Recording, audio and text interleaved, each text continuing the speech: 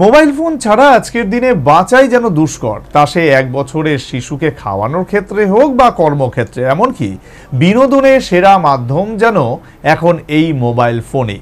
কিন্তু দীর্ঘক্ষণ সেই মোবাইল ফোন ব্যবহারে কি ব্রেন ক্যান্সারের মতো দুরারোগ্য রোগের ঝুঁকি রয়েছে? কি বলছে বিশ্ব স্বাস্থ্য সংস্থা?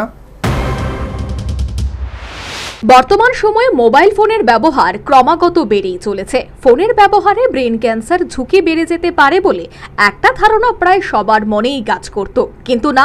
এবার বিশ্ব স্বাস্থ্য সংস্থা পেশ করলো নয়া রিপোর্ট, যা রীতিমতো স্বস্তিদায়ক।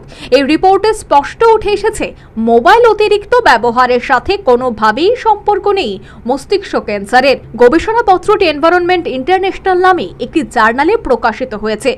যে গবেষক দলে ছিলেন অস্ট্রেলিয়া রেডিয়েশন প্রোটেকশন অথরিটি সহ 10টি দেশের 11 জন বিশেষজ্ঞ।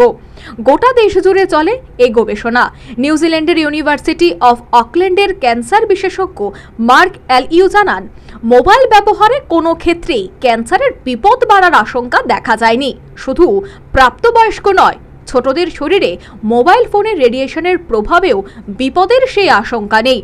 বিশেষজ্ঞদের থেকে জানা তথ্য অনুযায়ী এই গবেষণার মূল উদ্দেশ্য ছিল, যারা দীর্ঘক্ষণ মোবাইলে বিভিন্ন গেমস খেলতে পছন্দ করেন বা কথা বলেন দীর্ঘ সময়, যারা কাজের সূত্রে ফোনের সংস্পর্শে থাকে দিনের বেশিরভাগ সময়, তাদের জন্য কতটা ভয়ানক এই রেডিয়েশন। কিন্তু WHO-র রিপোর্ট সামনে আসার পর স্বস্তিতে সাধারণ মানুষ।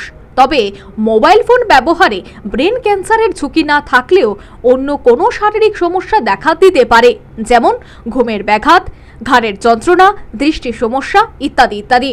মোবাইল ফোন হয়তো আজকের দিনে মানুষের জীবনকে অনেক সহজ করে দিয়েছে, কিন্তু একই সাথে এই মোবাইল ফোনের ব্যবহার সম্পর্কে এসেছে দূরত্ব। আজ সবকিছু এক ক্লিকে করতে গিয়ে সামাজিক থেকে আমরা সোশ্যাল মিডিয়ায় আবদ্ধ হয়েছি, কিন্তু এতে বেড়েছে বিভিন্ন রোগের আশঙ্কা। তাই ব্রেন ক্যান্সারের সম্ভাবনা না থাকলেও অন্য রোগের হাত থেকে বাঁচতে মোবাইল ফোনের অতিরিক্ত ব্যবহার কমানোর জন্যই বলছে চিকিৎসকরা। Bureau report, news vanguard.